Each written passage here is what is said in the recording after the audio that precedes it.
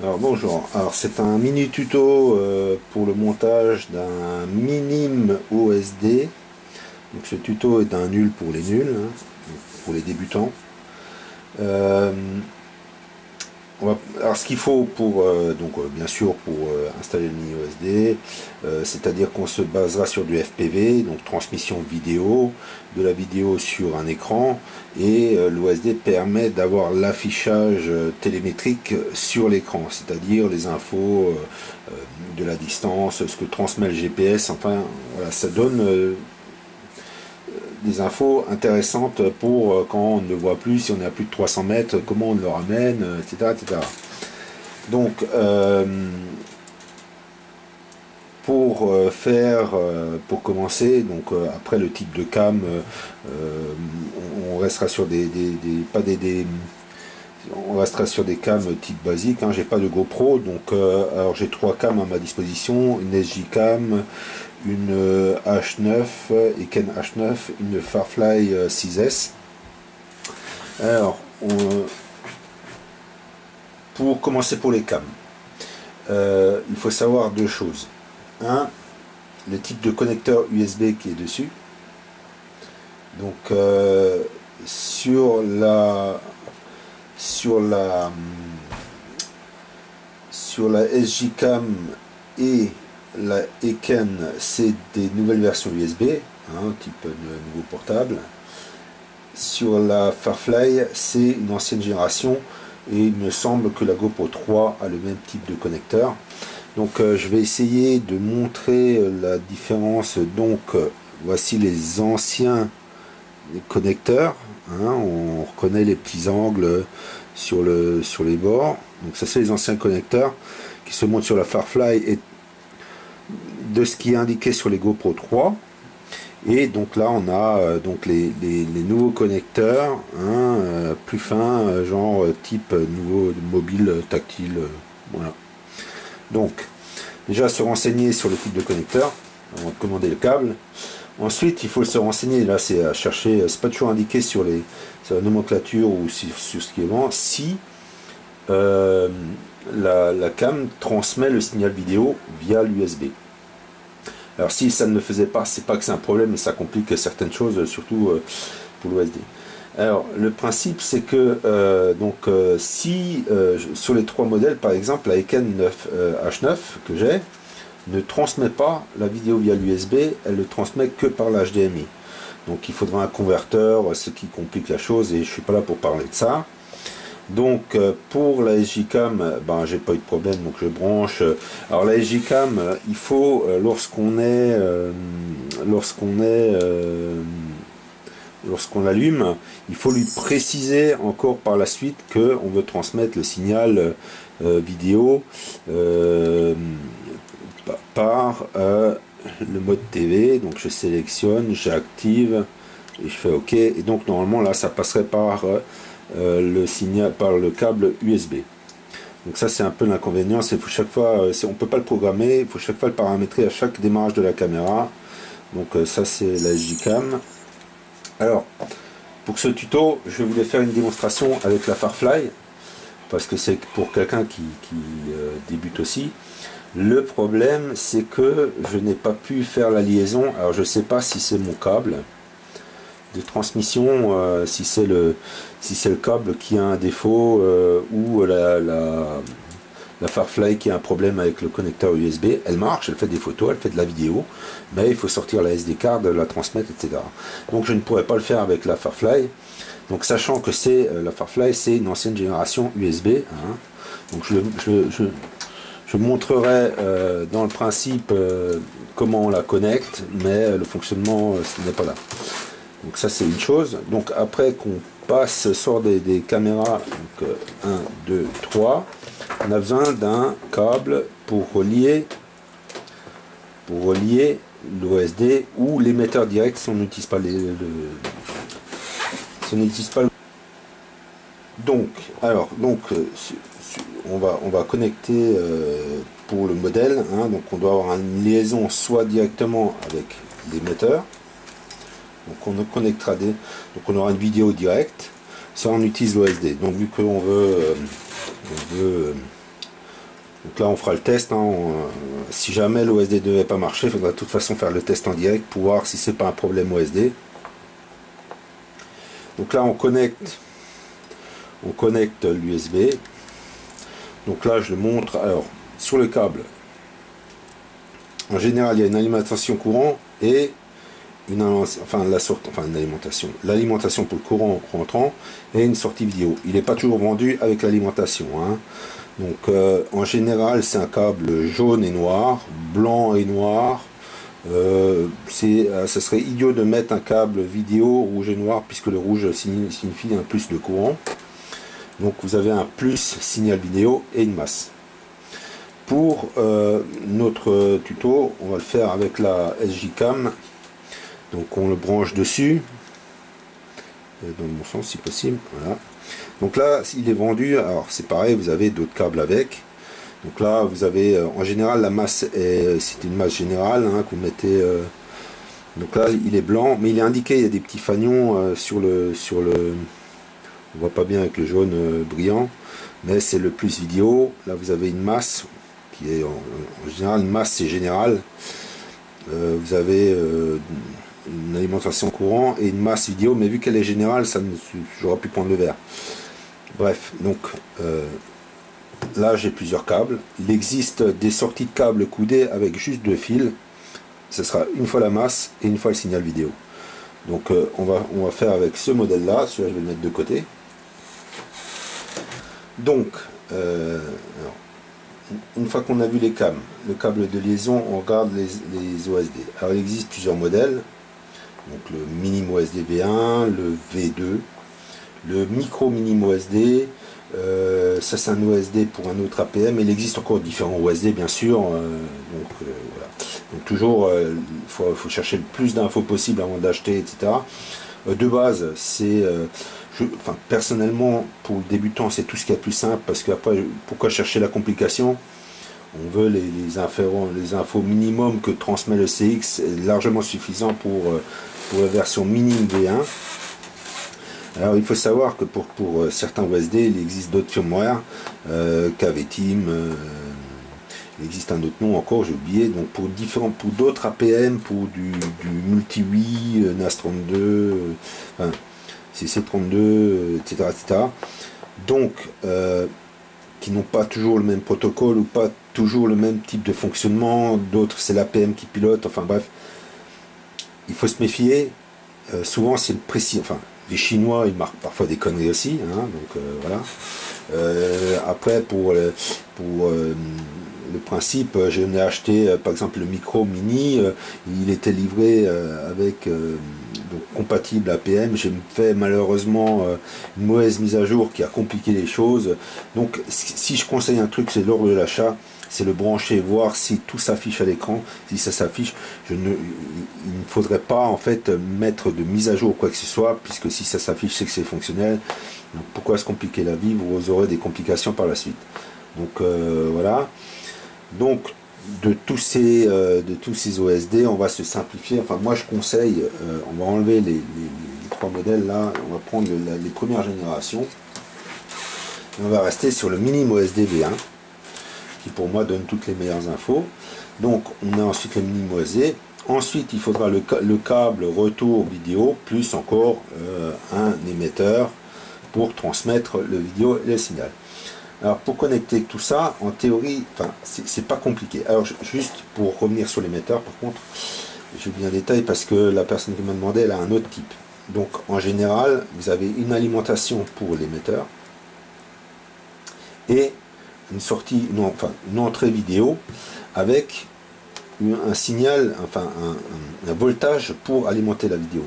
Et sur ce tuto, moi je déconseille, enfin je n'alimente pas la vidéo, donc je ne ferai aucune explication à propos de l'alimentation de la vidéo, hein. Moi je reste, je prends que le signal.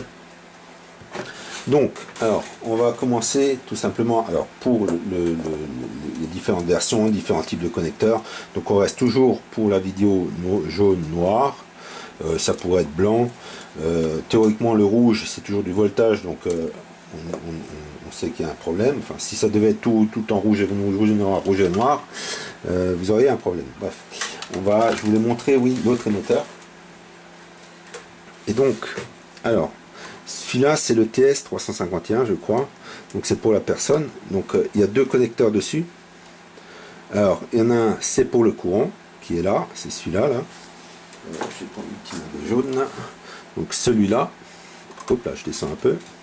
Donc, celui-là, qui part et qui va derrière, qui se branche sur le 12 volts. Donc, c'est du 12 volts. Hein. Enfin, toujours à contrôler et vérifier. 12 volts, ça émet. Enfin, ça prend le 12 volts et ça charge l'émetteur. L'autre connecteur, alors je sais pas si on va le voir. Oh là là, on passe dans le noir. Théoriquement, le rouge c'est le jaune, le noir c'est la masse. Donc on voit que le noir est complètement du côté là. Il y a un trou de libre ici et ensuite il y a le jaune. C'est pour la personne concernée. Donc après, comme qui dit, en fonction des types d'émetteurs, hein, moi j'avais la même chose. Donc si on regarde comme il était, il y avait le noir, le rouge, je l'ai débranché, je ne l'utiliserai pas, et il y avait le jaune. Sauf que là, ils ont branché l'alimentation sur la même prise. Donc ensuite, on a les infos sur l'émetteur, donc 12 volts ici, la masse du 12 volts, le signal vidéo, le plus vidéo, un out de, bon là c'est pas précisé, c'est pour ça que je dis il faut garder toujours la nomenclature, ça peut être du 5 volts comme du 12, aucune info là-dessus, et une masse. Ok, donc là c'est pour l'émetteur, comme il est là, ça devrait marcher. Donc je vais le mettre de ce côté là. Alors, je branche la cam, alors là je suis obligé de faire un petit lien, parce que c'est de l'adaptatif pour faire la démo. Donc j'ai dit que mon blanc c'était le jaune vidéo, hein, donc on fait comme si c'était un jaune. Donc là, noir sur noir, noir sur noir, noir sur jaune, hein, c'était comme c'était un jaune. Alors, venons au mini OSD. Avant de le brancher, il faut savoir que le mini OSD au niveau câblage électrique interne, il a 3 niveaux, 3 zones. Moi, personnellement, je n'utilise pas l'alimentation courant pour alimenter la caméra, donc je n'ai pas besoin d'une séparation voltage. Moi, ce qui m'intéresse, c'est de prendre de l'APN et de transmettre le courant et que toute la carte soit alimentée par le même courant. Ça évite des petits conflits, des courts-circuits ou quoi que ce soit. Donc, pour que ces zones se relient, il faut les ponter. Donc, sur le mini OSD, vous avez le premier pont ici à souder, qui fait la zone 1 à la zone 2. On le retourne et vous avez le second pont à souder qui est ici, qui fait la zone 2 à la zone 3. Comme ça, la carte est alimentée en 5 volts par l'APM. Alors, théoriquement, vous avez un connecteur PAL encore à souder. Or, chez moi, PAL c'est le système français ou européen, on va dire. Or, chez moi, même s'il n'est pas soudé, le signal vidéo passe en PAL. Donc, j'ai pas de problème à ce niveau-là. Donc voilà. Donc, on a vu les points à souder. Maintenant, on va voir les connecteurs vidéo-audio où on branche. Et alors, c'est indiqué en fait sur le recto Alors, avec la caméra, je ne sais pas si elle arrivera avec le focus. Donc, cette référence-là indique ces pins-là, ceux de derrière, enfin de devant, on va dire. Et ces références-là indiquent ces pins-là. Si on met de côté, les pins ici sont les pins du bas. Ces pins-là sont les pins. Alors, ces pins-là sont les pins du haut et ces-là, c'est les pins du bas. Hein, il y a un coude, il suffit de suivre.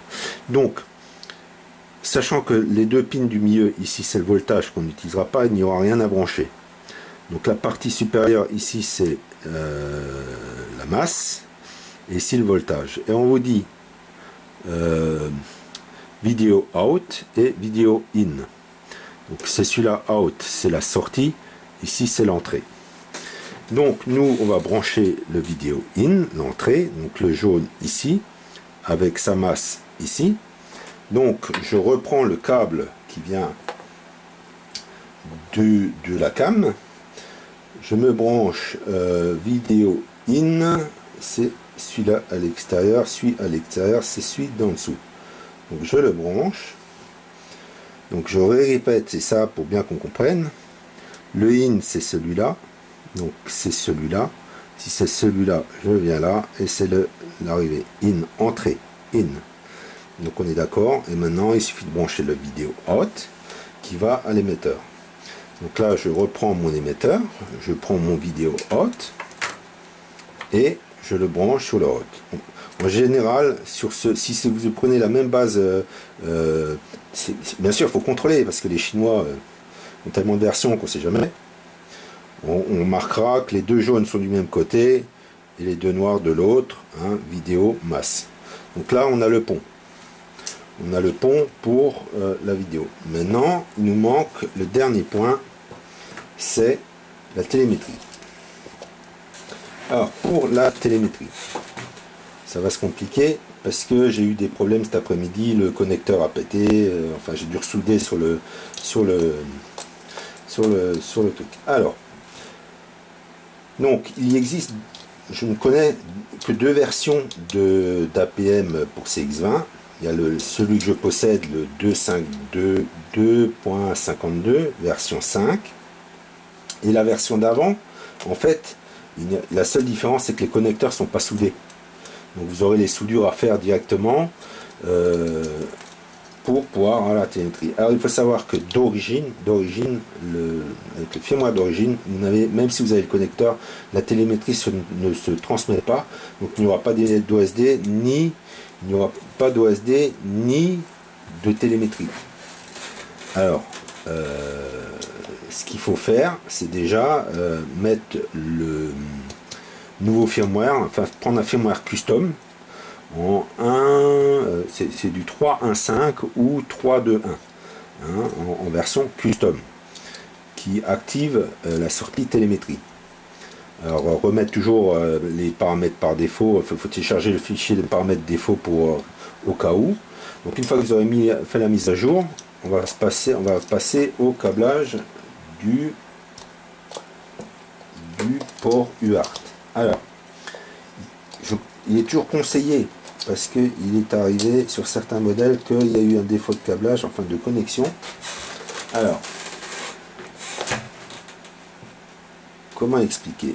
Alors, sur le principe, le connecteur, alors on va le brancher. Alors, c'est pareil. Je vais me baser sur des vieux connecteurs, hein, puisque maintenant, au niveau télémétrie, vous n'avez plus ce genre de broche. Vous avez les nouvelles, ce genre de nouvelles broches sur la télémétrie. Donc, c'est à disparaître. Donc là, j'ai une vieille, c'est pour ça que je l'ai un peu. Donc là, j'ai une vieille, c'est pour ça que j'ai pu la bricoler. La nouvelle, donc les nouvelles sont livrées en double, voire il n'y a même plus pour l'OSD, enfin il faudra se démerder. Donc c'est souvent des coupures, soudures, etc. Donc lorsqu'on commande un câble pour APM, hein,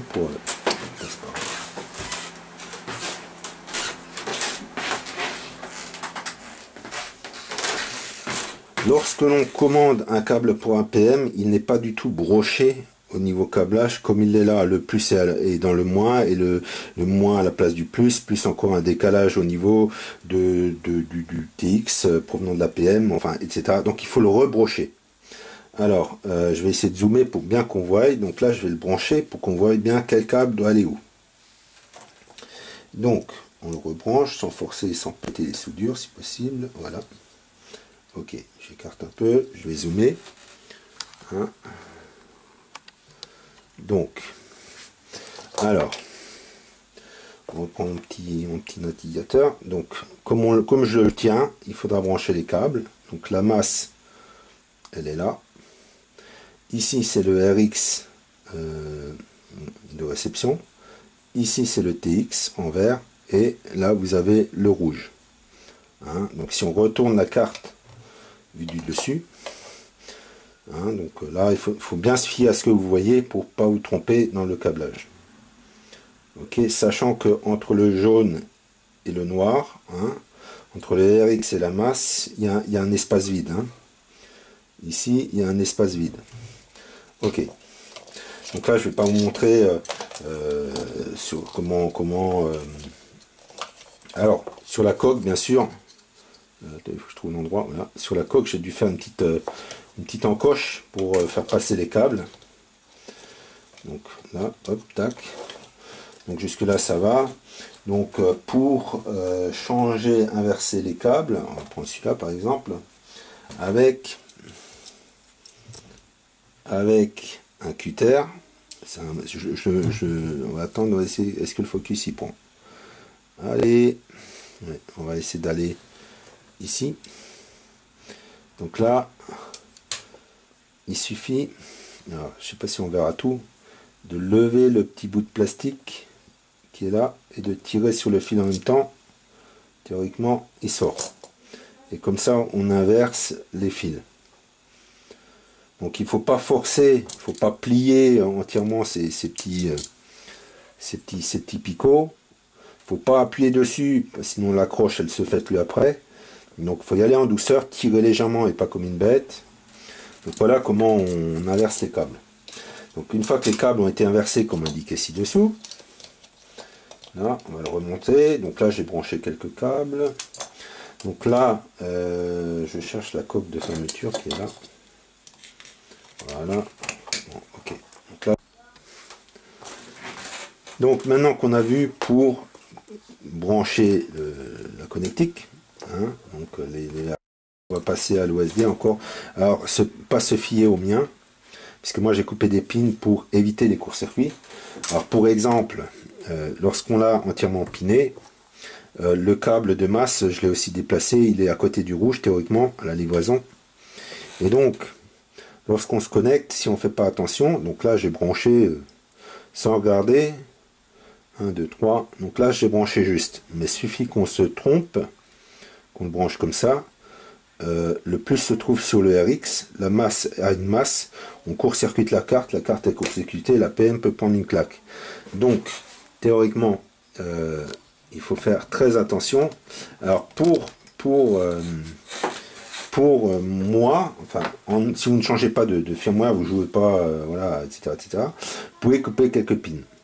Dans le sens où la masse est à l'extérieur, c'est un BLK, mais ça sert de masse, hein, ça peut servir de masse, ça marche très bien.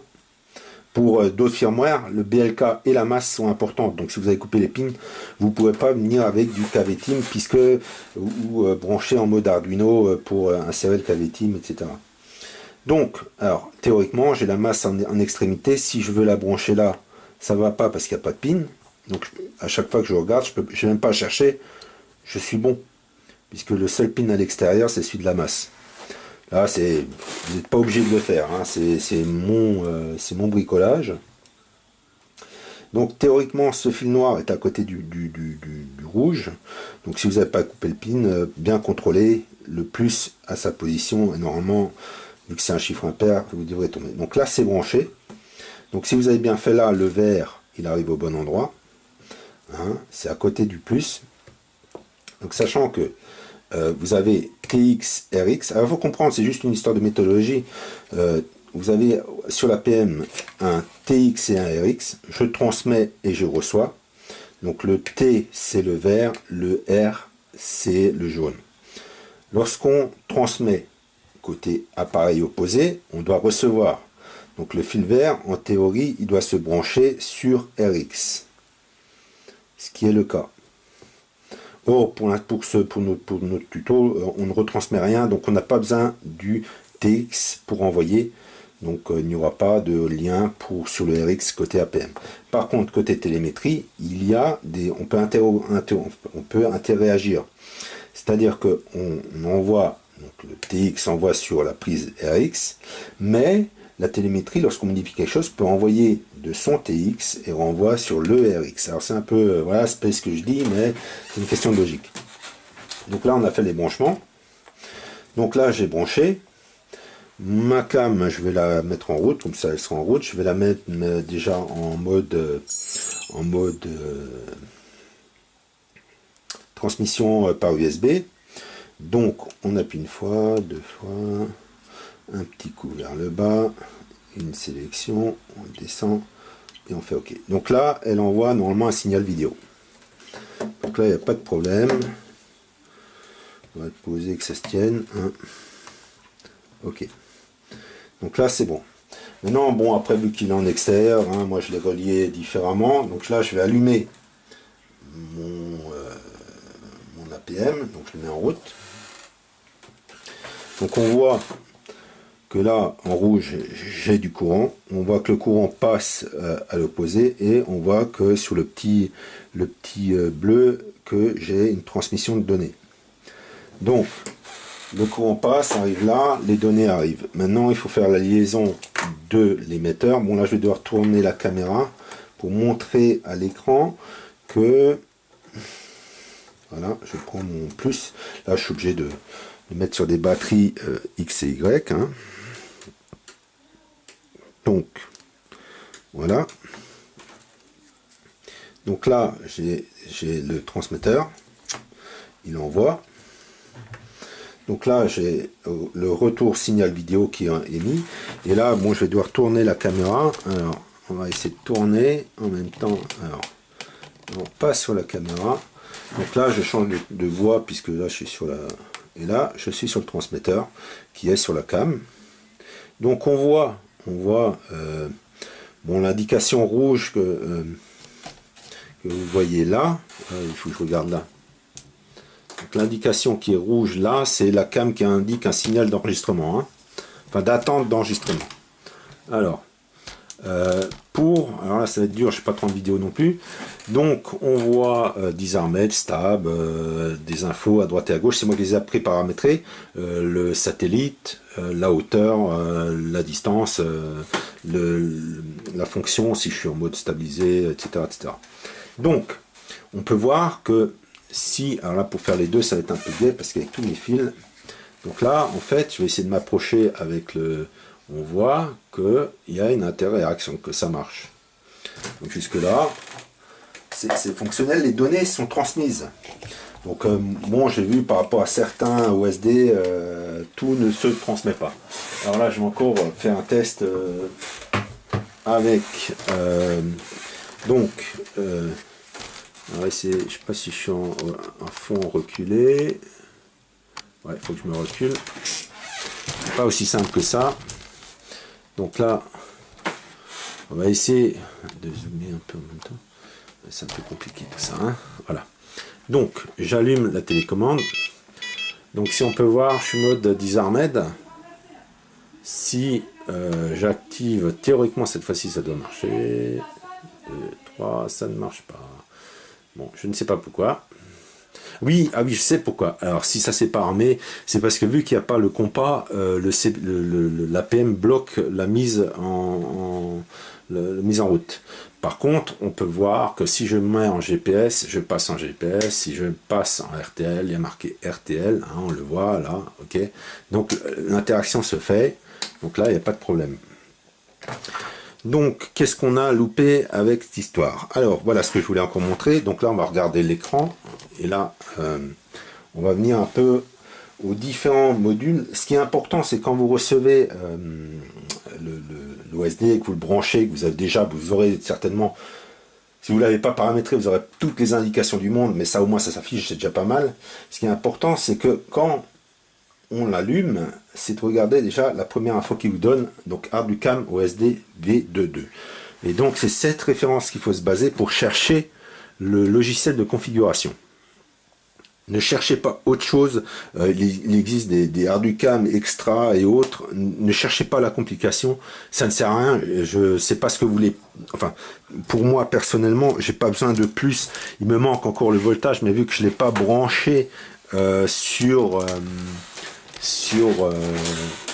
le CX, bon ben voilà, c'est quand il est un peu loin, c'est sûr, c'est difficile ça serait peut-être un autre tuto, mais je le ferai pas. J'ai essayé, ça n'a pas marché chez moi. J'ai branché tout comme il fallait. Alors soit mes power modules n'étaient pas bons, enfin bon. Ouais. Donc je voulais encore, je sais pas, ouais, je voulais faire quelque chose encore. C'est c'est un petit oubli. On va débrancher, donc là vous avez vu donc la référence qu'il faut chercher sur le net pour chercher le logiciel de config. Donc là je vais éteindre. Et il y a un truc quand même important, enfin c'est un contrôle dans le sens où là je vais changer sur l'autre écran.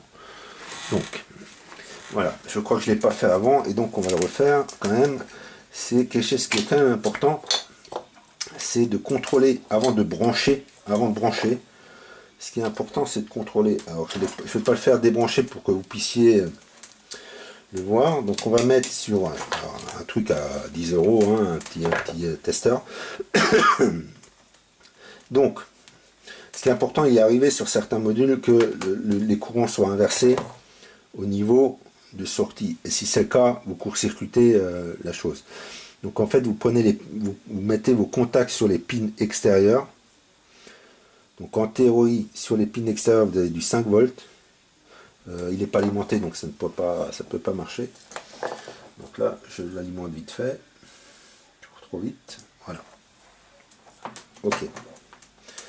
Donc, je branche, je vais inverser pour que bien on voie Alors, je ne sais pas si on le verra sur le... Non, on ne le voit pas. Là. On va essayer de faire comme ça. Hein, donc on voit ici le truc. Donc si je le fais, si je me connecte à l'envers, il est bien alimenté, ouais. Hein. Donc si j'enlève ma main, elle n'est pas bien placée. Hein. C'est pas pratique. Donc là, si j'enlève ma main, on voit moins 4, quelque chose. Donc ça veut dire que s'il y a un moins, c'est que ça vous donnera le repère. Je vais là. Et je me mets là. Là, on a déjà 4. C'est-à-dire que mon rouge, s'il y a pas il ne doit pas y avoir de moins pour vous dire où est le plus. Et vu que j'ai mon rouge de ce côté, hein, pour mon testeur, donc le rouge est le plus pour mon testeur, il est sur le rouge, il est dans le bon plus. Si vous deviez avoir, comme j'ai fait avant, ici, un 4 volts ou un 5 volts sans le moins, ça veut dire que le plus est de ce côté. Et donc il faut inverser les fils. Ça arrive rarement, mais si ça arrive, vous cramez le truc, quoi. Donc c'est un contrôle à faire. Hein, le plus et le moins. Donc il faut avoir le testeur avec l'indicateur d'inversion de courant. Normalement c'est d'office avec. Donc il y a ça à contrôler. C'est important avant de brancher, de mettre tout en courant. Donc une fois que vous avez ça, les câbles bien positionnés. Hein, donc là vous l'avez encore. Ok. Donc ensuite la position. Alors en général, le vidéo, c'est côté extérieur, donc je le remontre encore une fois, le signal vidéo c'est là. Après le in-out, il faut bien repérer. Si vous avez pris ce modèle, normalement, ça devrait être bon. Après l'émetteur, bon, ce qu'il y a, c'est avant même que vous ayez l'OSD, il faut essayer un direct. Donc là, vous débranchez. Vous les branchez en direct, c'est pas pour moi déjà que le signal vidéo sort de la cam, mais en plus vous avez l'émetteur à pairer avec l'autre émetteur, enfin à régler les bons channels, quoi.